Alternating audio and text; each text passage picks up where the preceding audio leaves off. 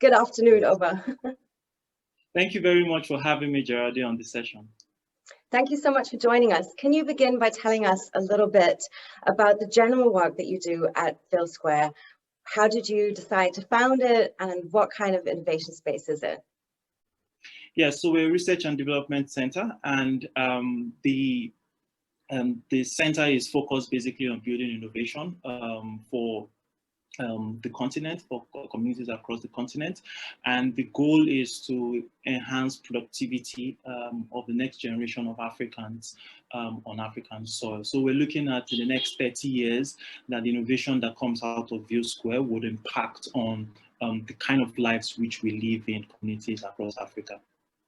So you're really working with young people who are trying to come up with their own solutions, trying to build their own sort of digital paths, and you're doing a lot in the provision of learning opportunities. I think you did this especially also during the pandemic in a digital way. Can you introduce us to Volt School and how you're currently managing it? Yeah, so during the pandemic, we realized that we had millions of children who are out of school as a result of the lockdown. And we, at the time, were working on an online learning platform for communities, for schools in Nigeria. And so we said, okay, is it possible for us to open up that to the rest of West Africa and be able to support continuous learning while the students are at home? And so we launched Volt School, which is a digital learning platform to basically provide STEM learning digital materials for students from in high school, so from grade 7 up to grade 12.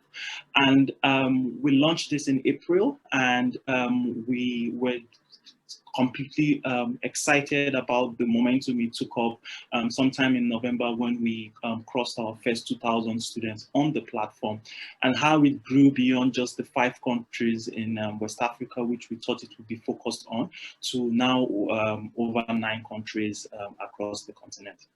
That's an amazing success. You launched in April last year, and this is everything you've managed to scale already within 1 year, especially this year of the pandemic, reaching so many children.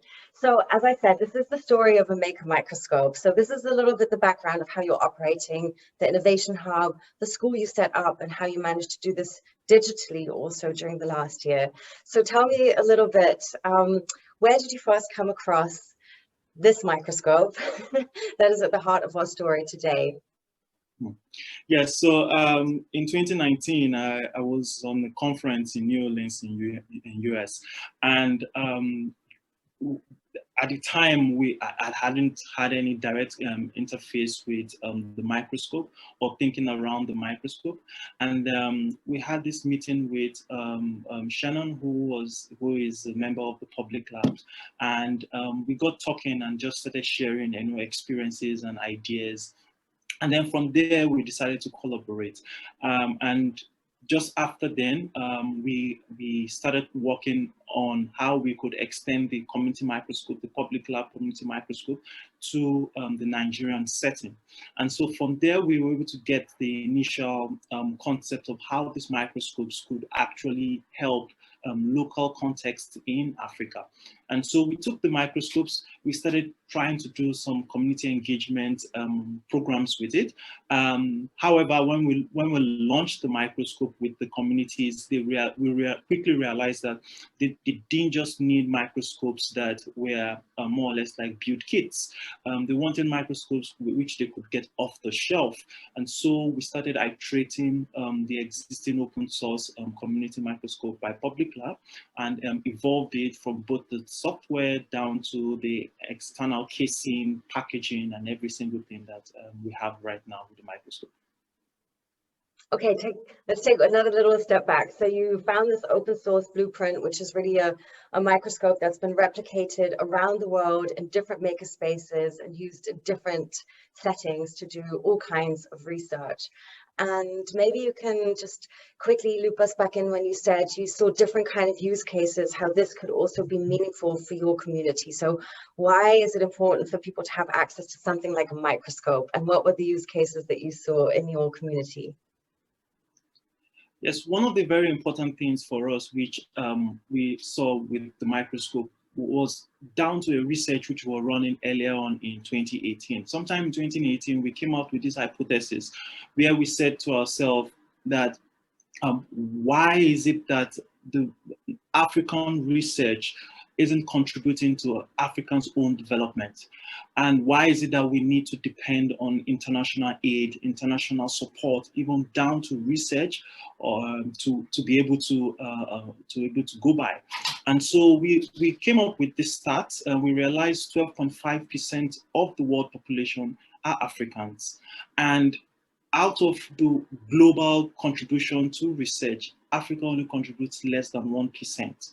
And this was really shocking for us. And so we said to ourselves that now we have the microscope, is it possible for us to contribute to increasing that percentage contribution of research on the global scale, and on the long run contribute to quality healthcare, contribute to education, contribute to national security, contribute to so many aspects of the continent. And so this was a very, very good use case for us. If we could give researchers low-cost, lab equipment that will quickly accelerate their research processes, then that would be great news. That would be great opportunity for us to actually contribute to all other sectors across the continent. Right, that makes a lot of sense. And I guess this is true along different different communities, as you were explaining, research communities trying to come up with their own data, but also kids learning how to research and getting in this mindset that you might be also the collector of data and how to manage and store that. So sort of along the whole journey of junior researcher to people working in a academic context. So then, as you said, you found this microscope open source as a Maker product, and those of us who work in Maker communities will understand how special this is, because it's not that often that something that starts out as an open source blueprint like that makes it onto the shelf of a shop. So how did you go around sort of iterating this product design and working on it until it was something that you could supply as this kind of off-the-shelf product? Yeah, so as I said, initially what we did was to do a massive field test. So we brought in community members, we brought in professors from the university, we brought in high school teachers, we brought in students, freshman students, we brought in kids who were in primary school, to interact with this existing open source microscope which you had access to. And then they came up with a couple of designs. So they kept iterating the designs and different materials. For example, this is the first stage where we started from. So this is the VoltMicroscope, and basically it's made from wood. And this was the first design they came up with, where they could come up with wooden material where it could be protected. Came up with the sample bed here, and this concept of how to hold the lighting source that it was useful. This was more or less after many iterations of development, which they arrived at this. And that was the first step. After that step was for us to put this out and put it in test schools and see, would you buy this? Would you pay to have this in your lab? And then it was quite interesting for us to realize that it costs you nothing less than $500 to up to $2,000 to get a good quality microscope in a lab, right? And that is the reason why most labs across Nigeria and even across Africa have only one, and they cage it like a museum. So you go and just say, oh, that's the microscope, that's the eyepiece, but you don't get to engage with it, right? So what we decided to do was, is it possible for us to give it at that low cost while still delivering the same average quality that you would get for a $500 or 500 euros microscope? And that was what we did. So we realized that the real core thing was the cost. Most people were ready to pay if it was cheaper, because then you can have more units. So instead of spending cost on $500 for one microscope, you can possibly get 10 microscopes. So that made more sense to them. And that was just easier for them to relate with. So we took all this learning, took it back into the lab, we crunched it, and came up with a more refined structure of what the microscope is. Repackaged it. So we thought about everything from the packaging down to how it's arranged, you know, to the manuals. We first of all started with very big manuals, and then we later realized that we could also keep the cost low by making the manuals really easy to use and simple to understand. We also thought about it because at some point it was like, oh, we need other additional things like replacement, consumables, and things like that. So someone within the community came up with a resource kit. So we could have a resource kit where we just have a bunch of things like cords, like gloves, like dropping pipettes, like clips, you know, and all sorts of things, which you can just keep adding more and more things as the microscope keeps evolving to the resource kit. And the microscope itself evolved from the first stage down to this.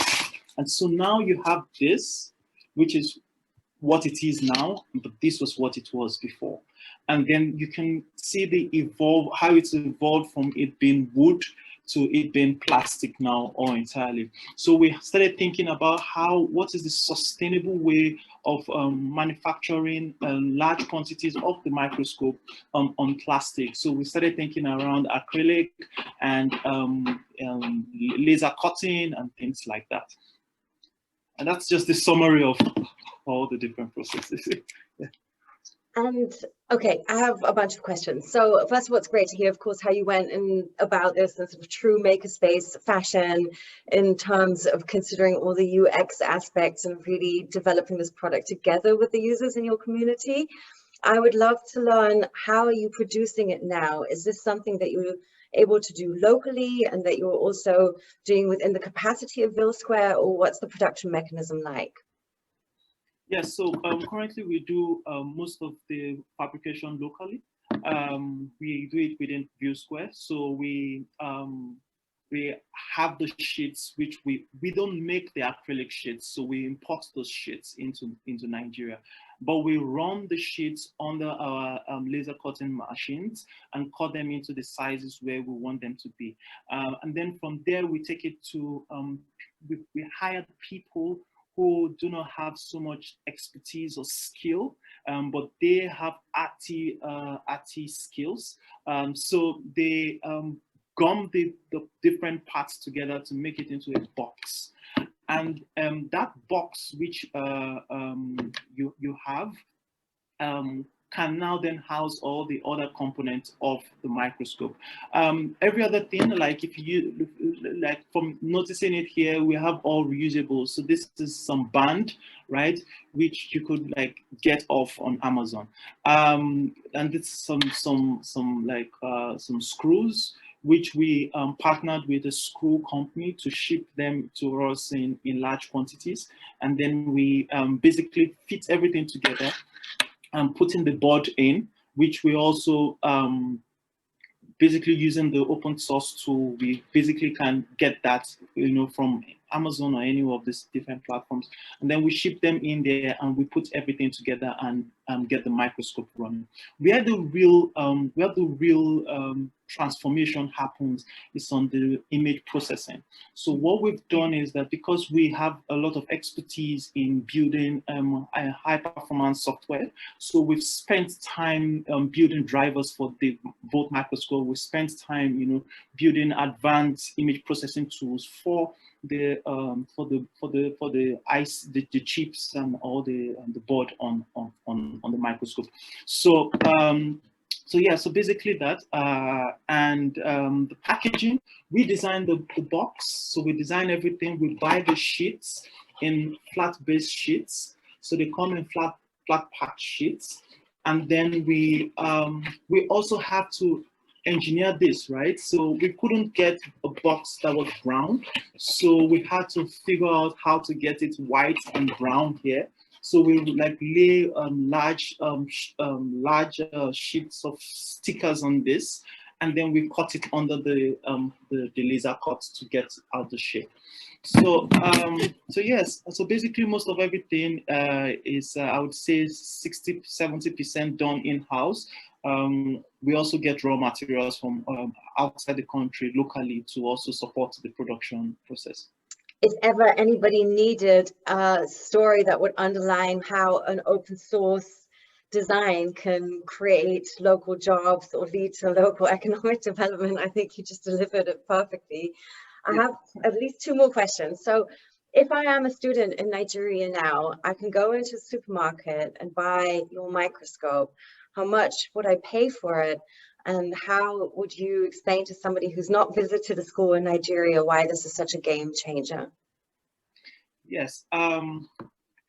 So if you're a student, you walk into a store. Currently, it goes for $41 in the store. That comes in the box, complete with the resource kits, with the manuals, and then we also have like sample slides, which you can also get in the kit.